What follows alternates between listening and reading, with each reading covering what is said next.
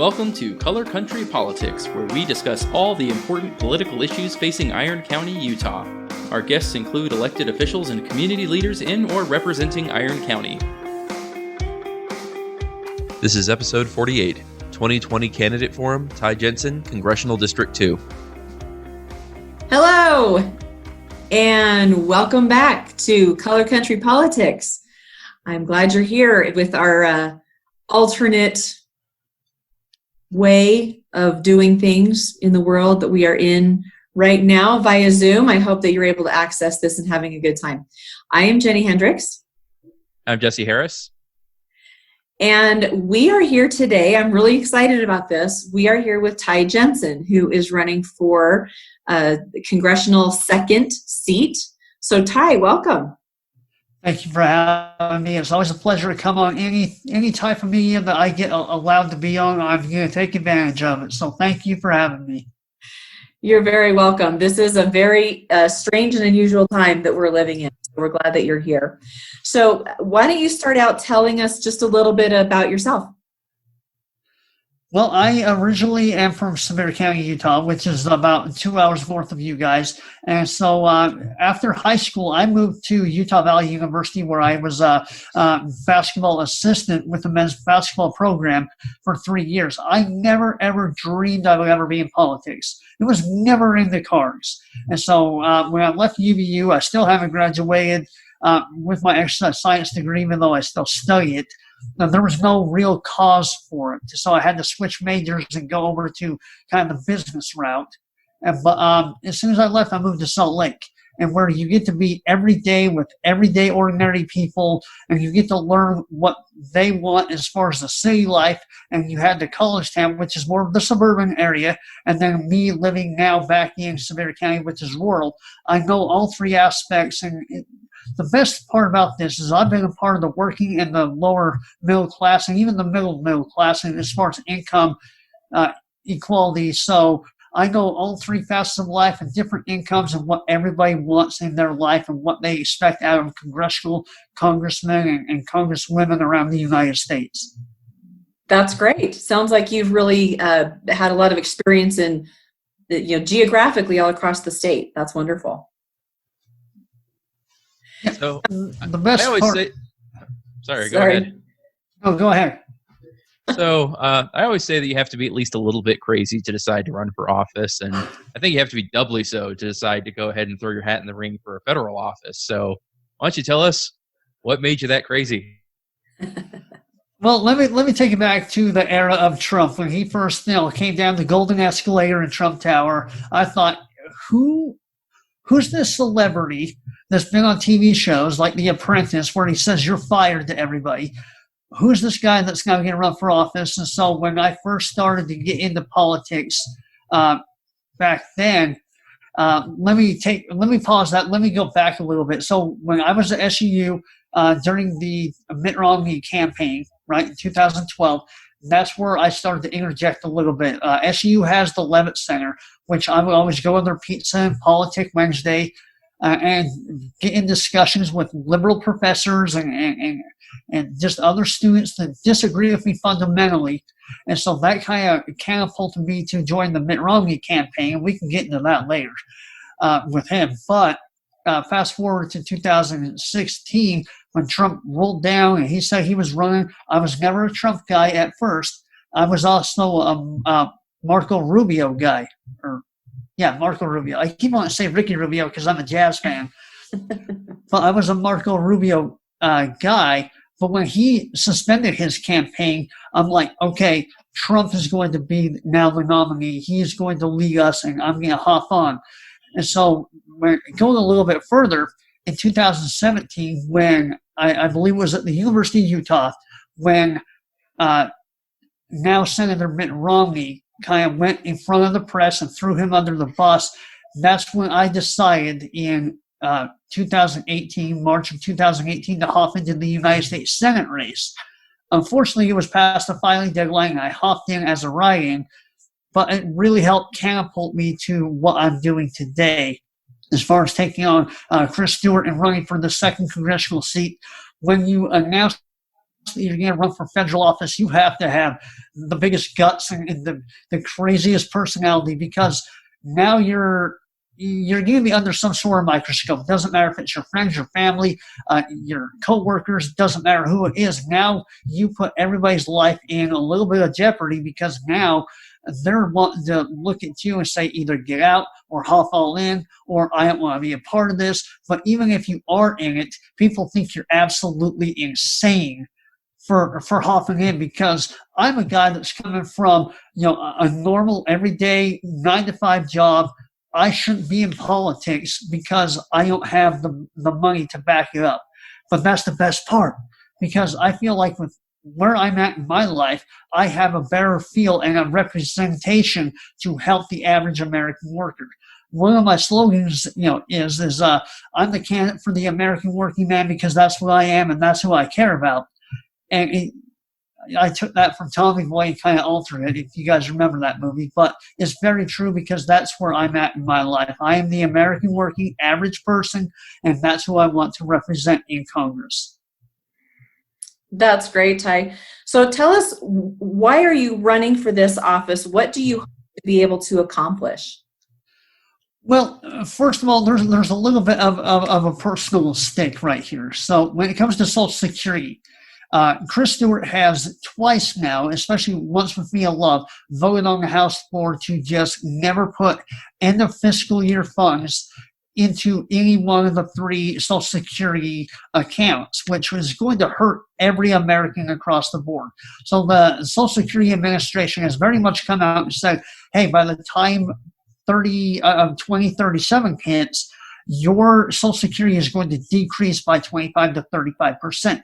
And I'm sitting here, well, if Bush and Obama didn't sit here and drain that out to fund wars and to fund other countries and fund other facets within our own political climate, then we need to put back that money so that we actually have a bridge and then make a new path for the people born in the year 2000 going forward, and create a new path for them. But we need to restore what was taken first off, and let us drain out of that. And that's one of the reasons. The second reason is term limits. I'm a huge term limits person. I believe in that wholeheartedly. I believe it was either Thomas Jefferson or Benjamin Franklin. Somebody said this was not a lifelong appointment.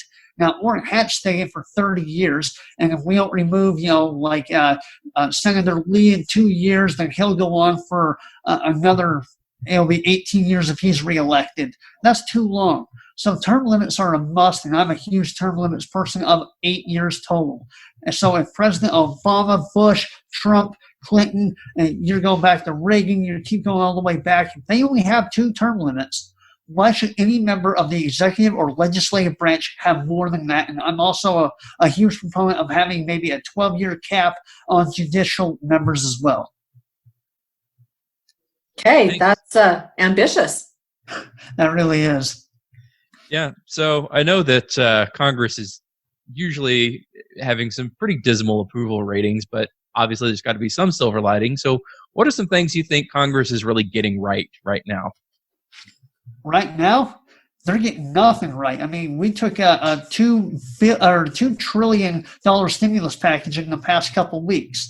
Now, a lot of that stimulus is probably good for the average American person, you, me, Jenny. It's going to benefit maybe $1,200. The problem is all the little facets that go into that. Like NPR got, I think, $25 million. Why do they need 25 million or even 25 billion or whatever the final number was? I know it was a 25. And then you got all these other organizations and everything. They don't need money right now. That was a stimulus package to boost the economy. And so now they're looking to do a $6 trillion on top of that. And I'm sitting here like, you got to be kidding me. This federal spending is way out of control. We've got to put a cap on it somewhere. We can't keep borrowing against future generations. And so you got to have somebody that's going to have the fortitude and the magnitude to go in there and be like, hey, enough is enough. We're done funding the socialism agenda and bailing out other people that don't need to be bailed out right now. This stimulus packages, because I'm pretty sure we're going to get another one here by June at least, are for the American working people. not for the rich CEOs, not for kickbacks from other corporations and private sector entities, not for anybody else. That is for us. So right now they're getting nothing wrong, right. What they're doing wrong is they're playing politics. Why can't they just come together and cut the BS out? Just play absolutely fair game and just be upfront with everybody and have bipartisan legislation. Right now, it's all about Democrats and Republicans. And if you're not in one of those two, you're kind of screwed. Instead, why don't we have somebody like me that will say, let's bring it together, let's make sure it happens in a bipartisan manner and help our own people first. That really is ambitious. It really is. So just a follow-up question on that, because, that's something that I think a lot of politicians genuinely go to Washington to try and fix. I think that everybody, well, at least most people who say that, really have the intention of doing that.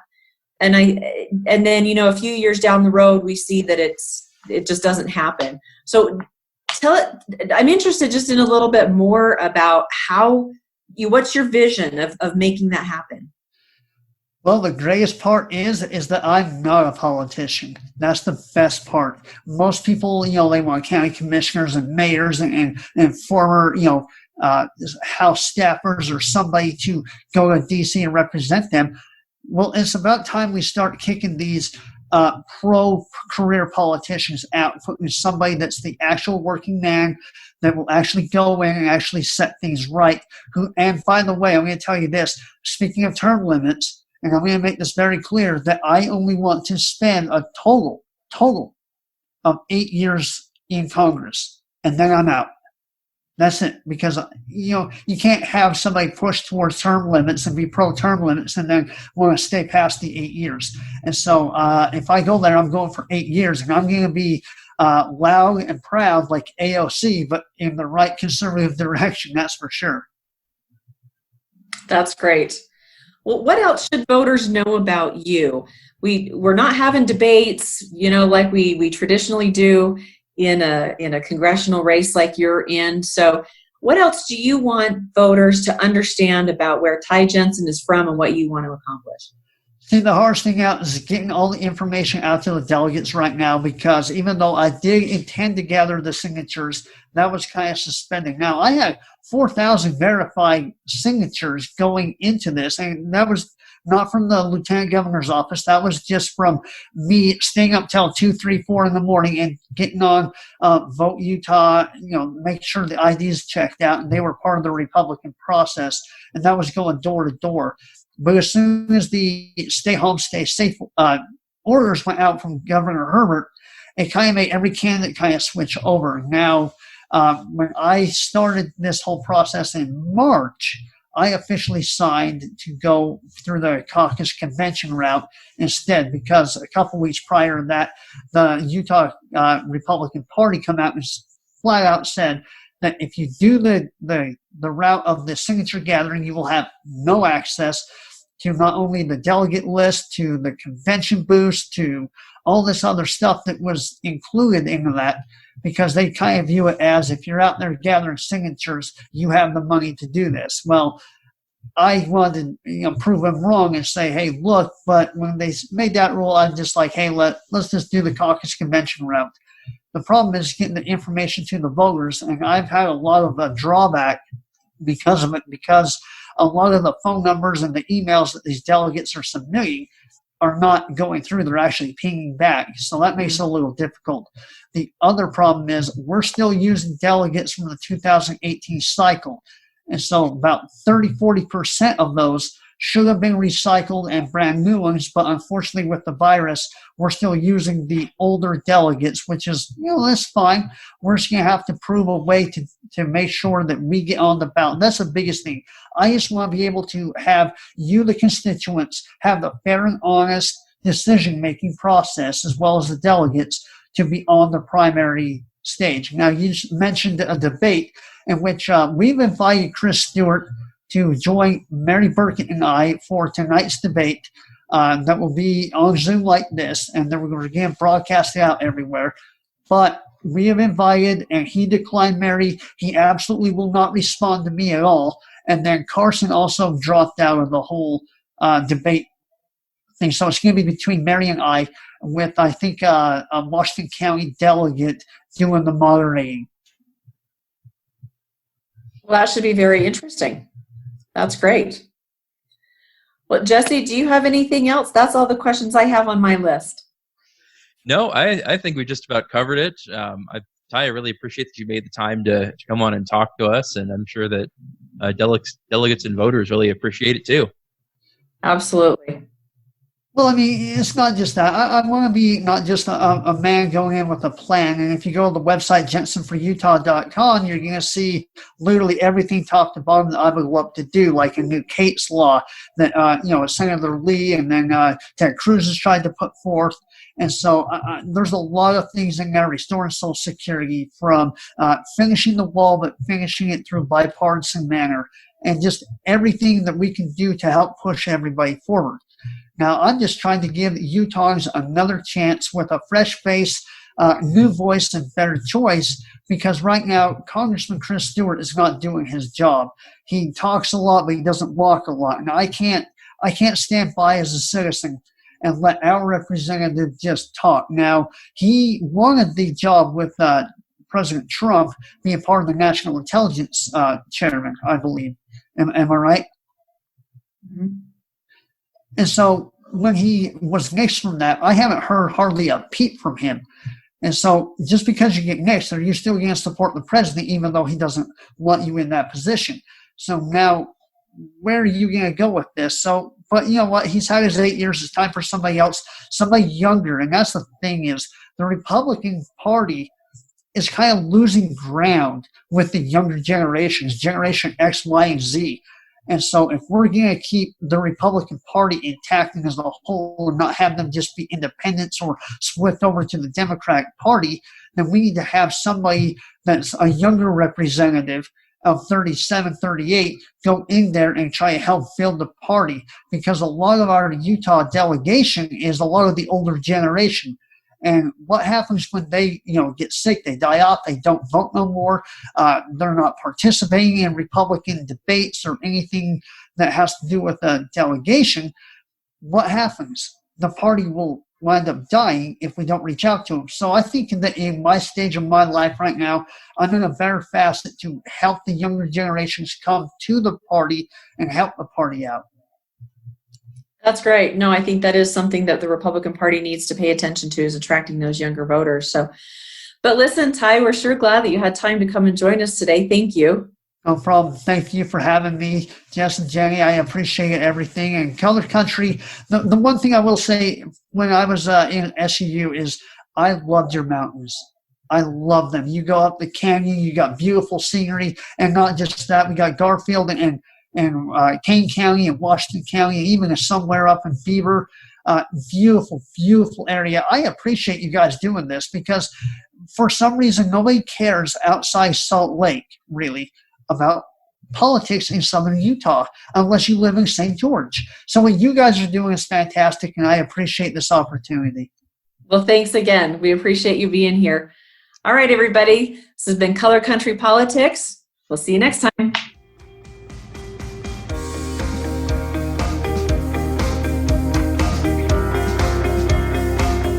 You've been listening to Color Country Politics, a production in cooperation with Utah Politico Hub and graciously sponsored by Century 21 Prestige Realty at 121 North Main Street, Cedar City. Special thanks to Amoeba Crew for use of their song Background Indie Rock, licensed under Creative Commons. Subscribe to our podcast on iTunes, Google Play, or wherever fine podcasts are found. Also, check out our YouTube channel where we post video of our interviews. And don't forget to follow us on Twitter, Facebook, and our website at www.colorcountrypolitics.com.